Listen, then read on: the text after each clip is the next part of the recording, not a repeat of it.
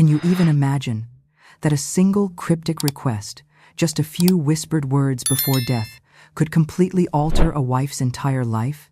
Never go to Cedar Ridge Ranch. Promise me. Those were the final words Ethan, a gentle, devoted husband for more than 2 decades, breathed into Grace's ear before his heart stopped forever. For Grace, it wasn't just a promise. It was a haunting question mark, dangling over endless sleepless nights, a hidden lock, sealing off a truth she had never dared to confront. But even before the dust from the funeral had settled, an envelope appeared on the attorney's desk. Inside was not a traditional will, nor a savings book, nor a life insurance policy, but an old, rusted key, a geological map, and a letter written in Ethan's careful handwriting. Grace, I leave Cedar Ridge Ranch to you. Go there once, before you decide anything. From that moment on, the raw pain of losing her husband was replaced by a storm of suspicion. Why had Ethan hidden this secret for 3 years? Why had he bought a remote ranch out in Montana, the very place he once swore he would never return to? And more importantly, why was it all tied to whispers of an oil deposit buried deep beneath the Bitterroot Valley? Grace had no idea that her journey to Cedar Ridge Ranch would become far more than the discovery of an inheritance. It would be a collision with enemies inside her own family, with ruthless schemes of manipulation, and with a raging wildfire that could wipe everything out. The story you're about to hear isn't just a family tragedy. It is proof of the power of foresight, of a love that outlasts death, and of a woman who seemed fragile, yet found the strength to rewrite her destiny. When Grace set foot on Cedar Ridge Ranch, the Montana wind whipped through the pines, carrying a dry, biting chill, as if to remind her this land had never welcomed strangers. The dirt road curled around the hillside, each bend whispering of long-buried secrets. Ahead, a towering wooden gate loomed, its paint chipped, yet still imposing. A new, polished lock gleamed in the late afternoon Sunday. Grace drew in a deep breath, slid the old key into place, and with a sharp click, the past swung wide open. Beyond the gate, the sight froze her in silence. The main 2-story house rose from the valley like a painting from another era, its red-tiled roof glowing in the sunset, fenced pastures stretching into the distance. This was nothing like the abandoned ruin Ethan once described. Cedar Ridge Ranch looked like a hidden oasis, lovingly restored.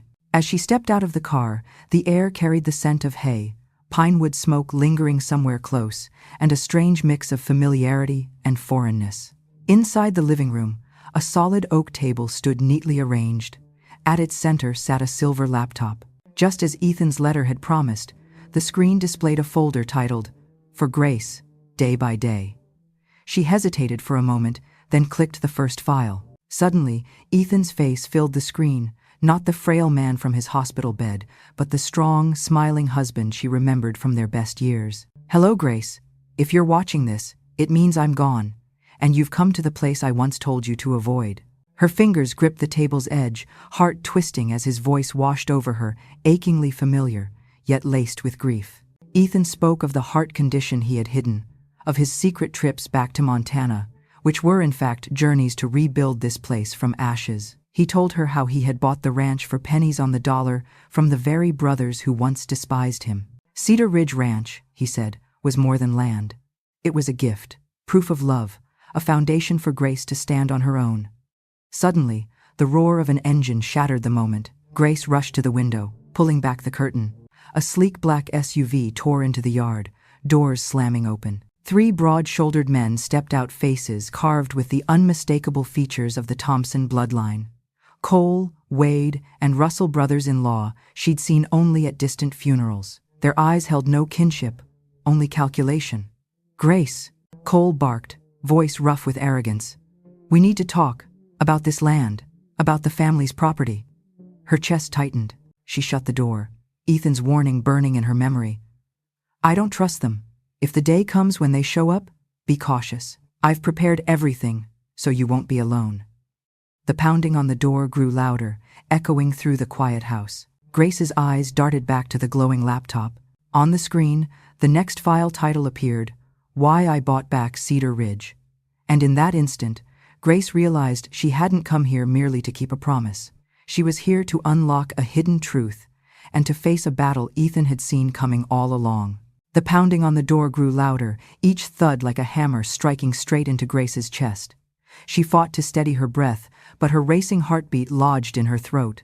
Outside, Cole had stopped knocking and was now slamming his palm against the wooden door. "Grace, open up. Don't make us use other means. This is family business. Let's settle it peacefully." The word peacefully rang hollow, cold, and false. Grace drew a long, shaky breath. She knew all too well these men weren't here to mourn Ethan's death.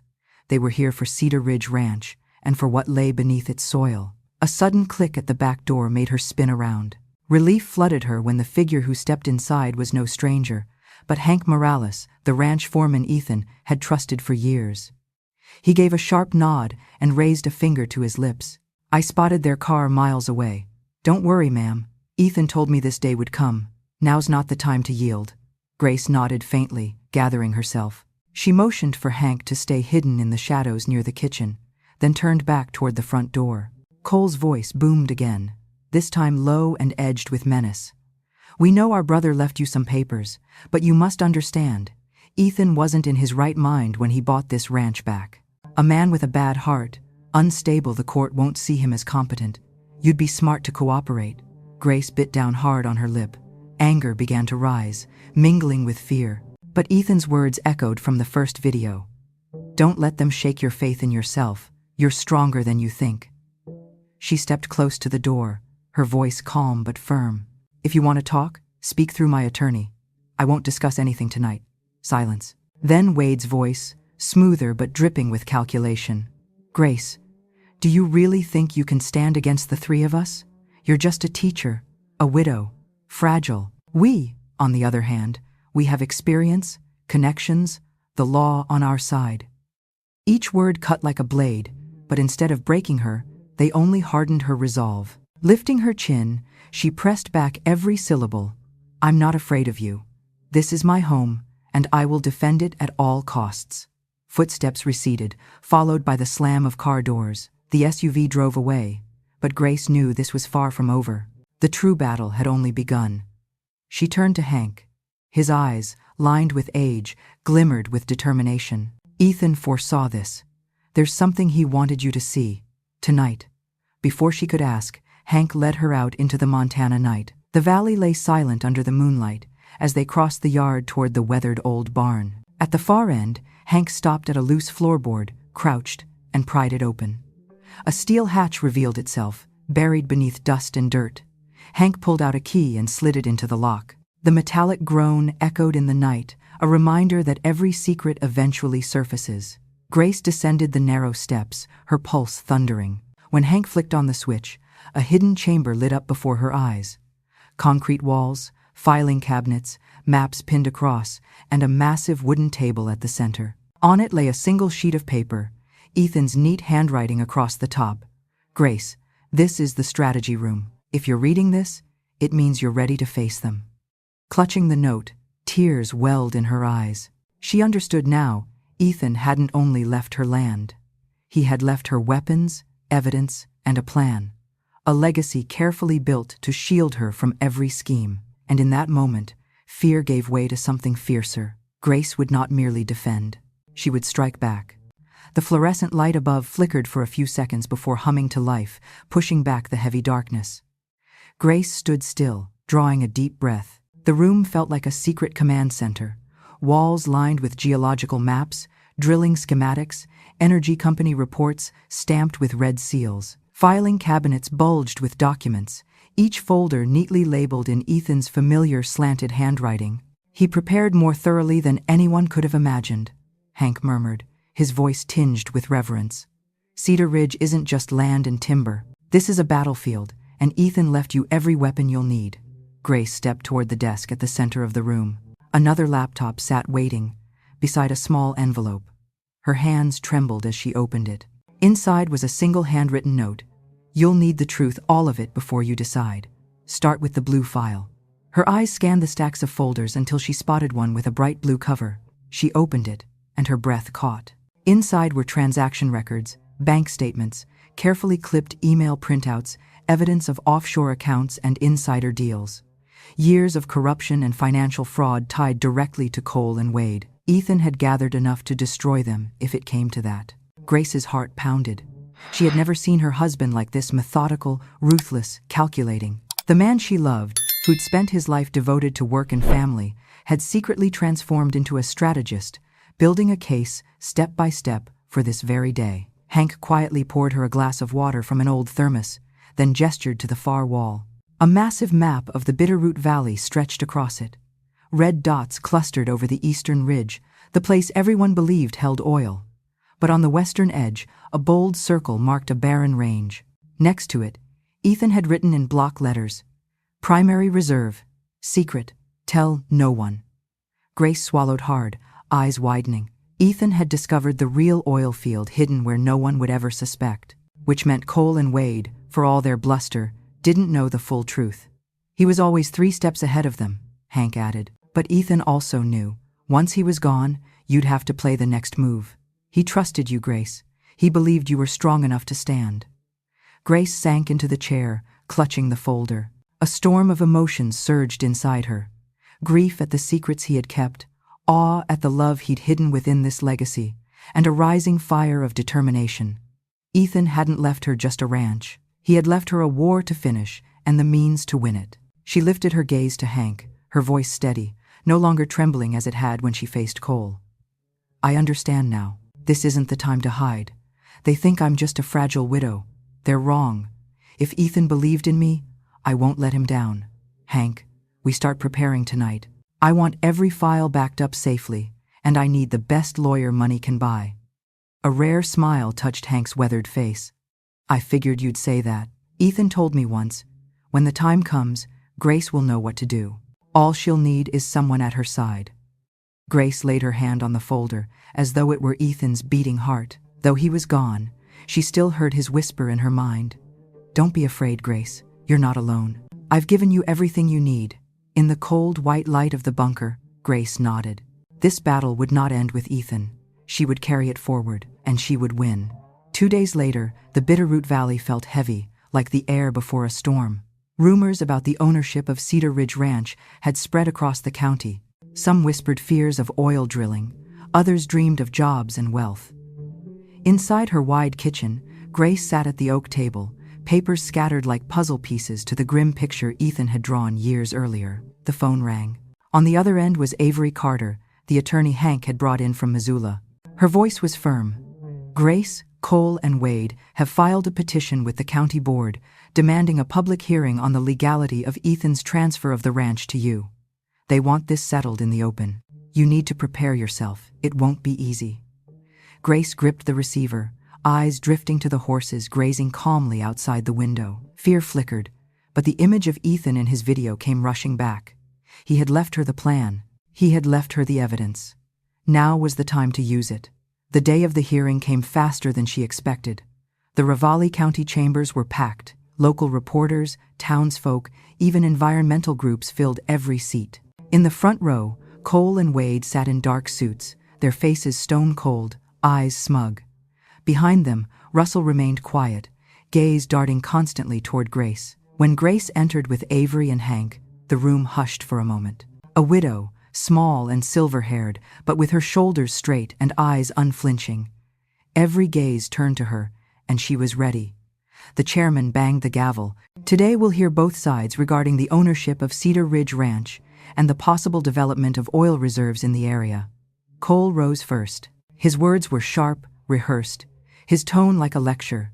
"Ladies and gentlemen of the board, we, Ethan Thompson's blood relatives, contend that the transfer of the ranch to Grace was invalid.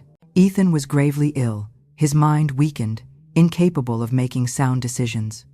We ask the court to recognize the ranch as family property, to serve the greater good." Murmurs rippled through the room. Wade piled on with legal jargon, attempting to corner Grace. Then it was her turn. Grace rose slowly, breath steady, hand resting on the file Ethan had left. Her voice rang clear. Ethan was not deranged. He knew exactly what he was doing. This wasn't a rash choice.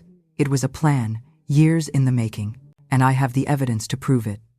She opened the folder, laying out sheets of financial records and internal emails. These documents show that Cole and Wade siphoned family investment funds for personal gain, Ethan knew, and he bought back Cedar Ridge to protect it from men willing to betray their own kin for money. Gasps filled the room. The chairman hammered for order. Avery stepped forward, reinforcing Grace's words with precise legal terms, officially submitting the evidence to the board. Cole's face flushed crimson. He shouted, "Lies, forgeries, this can't be trusted." But before he could continue, Grace produced a small USB drive, Ethan's final safeguard, and placed it on the table. On this drive are recordings and meeting transcripts Ethan kept. The board may listen if it chooses, but I believe everyone here deserves to know the truth. The chamber thickened with tension. Reporters raised cameras. Wade tried to restrain his brother, while Russell sat motionless, eyes down, as if he had known all along. Grace's final words cut through the silence. Cedar Ridge is more than property. It is a legacy, a memory, and a love Ethan left behind. I will not allow anyone to stain his name or trample on what he built. This fight isn't just mine, it belongs to everyone who believes the truth must be protected. From the back rows, applause broke out. A group of locals rose to their feet in support. The atmosphere shifted in an instant, and Cole and Wade realized the tide had turned against them. That night, a fierce wind swept through the Bitterroot Valley. The sky glowed red like fire, and then the urgent call came.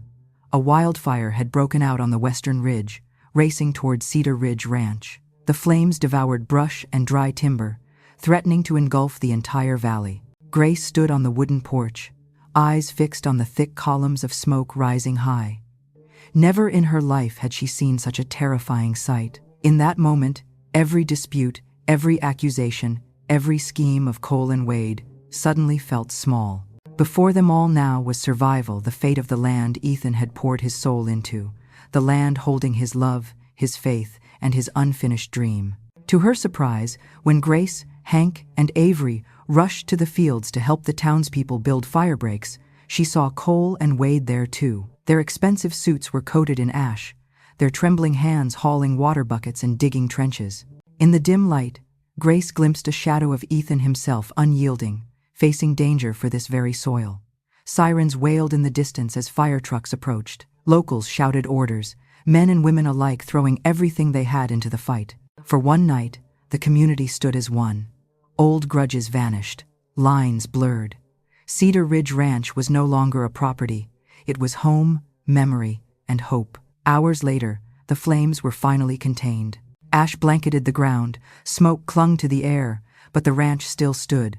The great house remained intact, the horses safe. Exhausted cheers and tears broke out as neighbors embraced each other. Grace turned to Cole and Wade. Gone were their smug expressions, only weariness and something almost human lingered. The fear of loss, the spark of gratitude. They gave her a small nod, silent but sincere. She understood that fire had burned away a piece of their pride, and perhaps their greed.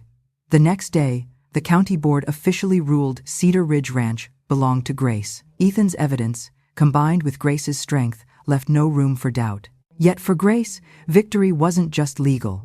It was victory of faith, of love, of a legacy safeguarded by sweat, tears, and fire. As the sun rose, its rays cutting through scorched branches, Grace stood on the porch with Ethan's journal in her hands. She whispered, "Ethan, do you see this? We kept Cedar Ridge. Not just for me, but for everyone who believes love and truth can outlast greed and hatred." The story closes, but the lesson lingers. Family isn't only blood, it's the love and loyalty we choose. Some things are worth more than money: integrity, memory, and the spiritual legacy we leave behind. And above all, a resilient heart can turn pain into strength, loss into hope. If you believe love and justice are worth protecting, hit the like button to stand with Grace. Tell me in the comments, what would you do? Hold on to a legacy or trade it for safety? And don't forget to subscribe for more gripping, emotional, and deeply human stories. Because, in the end, family betrayals, hidden legacies, and battles for truth aren't just revenge stories. They're stories that move us all.